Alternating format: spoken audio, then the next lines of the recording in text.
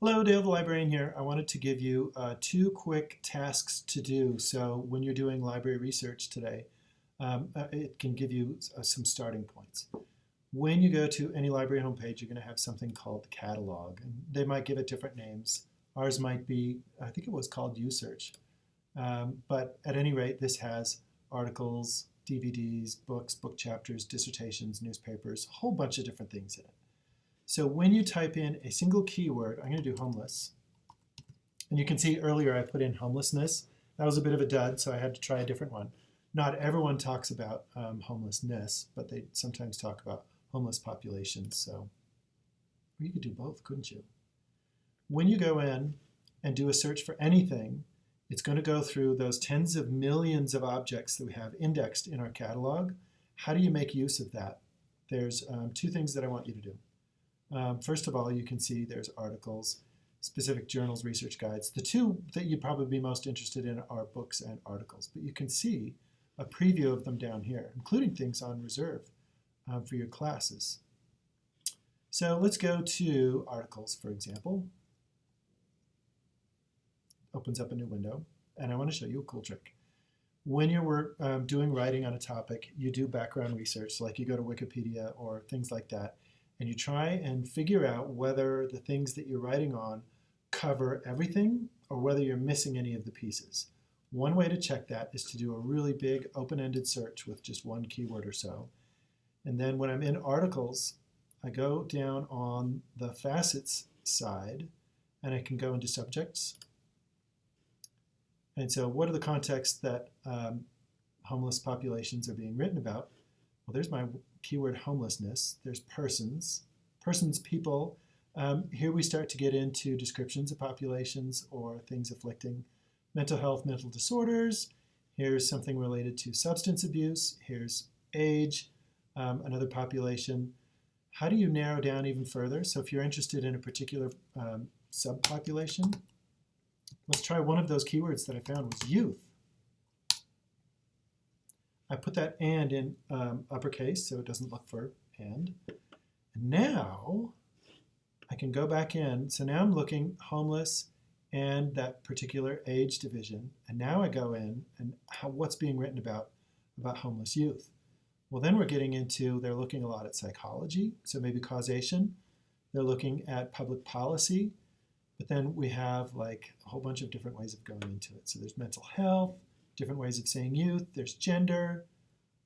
I'm looking for, oh, there's housing, substance abuse. I want to find education in here. Reason for homelessness.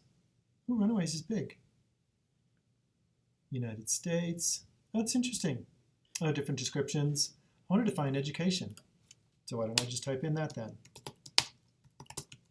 I'll add an education. So we're at 116,000 articles.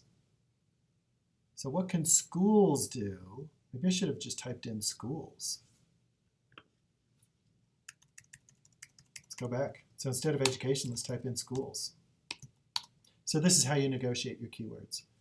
But what I'd like you to do is narrow down to a nice little body of articles and see if you can find one. Oh, now we're back in books. I must have bounced out of my articles. But I'd like you to go to Date Newest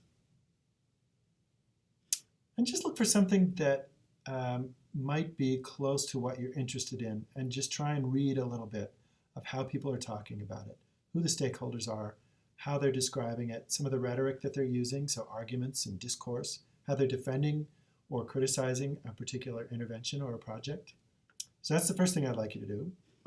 That's a bit of an ask, but really you're just stirring around and trying out different keywords and trying different facets and see what you can find in the catalog.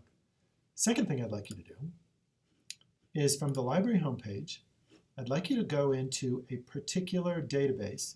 So the library catalog is a database, but typically people will talk about databases as this button right here. These are things that we subscribe to. The one that I want you to look at is called CQ Researcher. So we'll go to the letter C. And you just go down until you find, it's pretty close to the bottom of the list. CQ stands for Congressional Quarterly. So there's CQ Magazine, CQ Researcher. We want to do the Researcher one. This is a public policy database, kind of with a bent on journalism from North America. Sure, I'd love to use the cookies. And on this one, it has kind of the things that are being discussed in the United States. So if your topic goes outside of the United States, I think just for argument's sake, look for something that might be relatable to what you're interested in writing about in the context of the United States. So I'm going to do homeless. And I'm going to do my same search. I'm going to do homeless and youth. These reports are professionally written, so this isn't scholarly, but somebody was paid to write these reports. And they are written to inform people who are making policies, like senators or people who are interested in writing grants or writing newspapers, all sorts of different places. So I'm going to go to this one that's called child welfare. And typically they'll be posing a question, should more be done to protect children? And beware that this database goes back in time. So this one is from 2016. A lot has happened since 2016. But this might give you a good overview or some good talking points or other reports that you might be going and looking at. But this is where you're validating ideas that you have.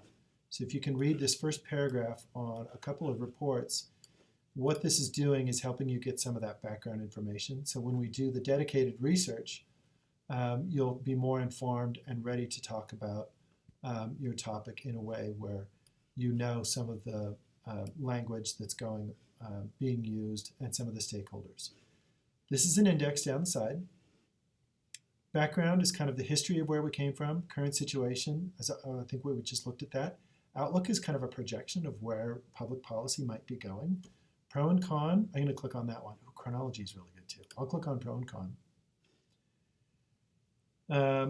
And they'll pose a question to two very credible people that will give you their boilerplate talking points about that particular topic. So here's the National Coalition for Child Protection Reform.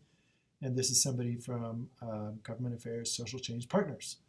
And what they do is they talk about, can big data help you? But what they'll do is they'll give you their talking points as if they were walking down the hall with you and you're about to go vote on something. So this is really good. The reason the chronology is so awesome is because it tells you from way back in the day, advocacy groups organized to help children, like just 100 years ago. Isn't that shocking?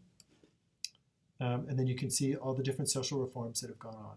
So when somebody goes on and they refer to something that happened in the past, or if they talk about a particular person in the past or piece of legislation, this might be a good way to find the context of that. So you're finding something in the library catalog and you're finding something in CQ Researcher. Good luck. And give me a contact if you need to get a hold of me. Here's my info. Social work.